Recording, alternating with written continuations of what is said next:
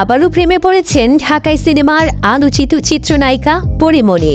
সম্প্রতি সামাজিক যোগাযোগ মাধ্যমে ছোট্ট এক ভিডিও ক্লিপে নিজের নতুন ভালোবাসার কথা জানান দিয়েছেন এই অভিনেত্রী, যেখানে দেখা গেছে চলন্ত গাড়িতে কারো হাতের উপর হাত রেখেছেন পরী। যদিও পাশে থাকা পুরুষটির চেহারা প্রকাশ্যে আনেননি তিনি।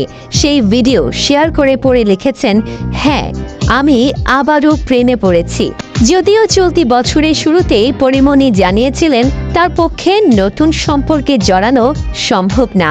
জীবনে যা সহ্য করেছেন তারপর আর কারো সঙ্গে তিনি সম্পর্কে নিজেকে বাঁধবেন না। অভিনেতা শরীফুর রাজের সঙ্গে ডিভোর্সের পর যখন নতুন করে জীবনে বাঁচা শুরু করলেন পরী, তখন বারবার তিনি কথাই জানিয়েছিলেন যে ছেলে এবং মেয়ে তার দুটি ডানা, পরীর আর নতুন সম্পর্কের দরকার নেই। সেই ঘোষণার পর আবারও নতুন করে প্রেমে পড়ার কথা জানান দিলেন নায়িকা। তার সেই ভিডিওতে শুভাকাঙ্ক্ষী সহকর্মীরাও শুভেচ্ছা জানিয়েছেন। কেউ লিখেছেন, পরীরা উঠতে বসতে প্রেমে পড়ে। কারো মন্তব্য, এইবার আর ভুল করবেন না, আশা করছি সঠিক মানুষকে বেছে নিয়েছেন। যদিও সেই মন্তব্যের জবাবে পরীমণিকে এখনো কিছুই বলতে দেখা যায়নি। তিনি আপাতত সন্তান ও নতুন সম্পর্ক নিয়ে বেশ সুখে আছেন।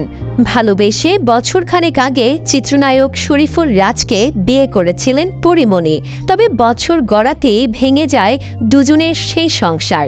এরপর দুই সন্তান নিয়ে বর্তমানে সিঙ্গেল মাদার হিসেবেই নিজেকে ব্যস্ত রেখেছেন এই অভিনেত্রী।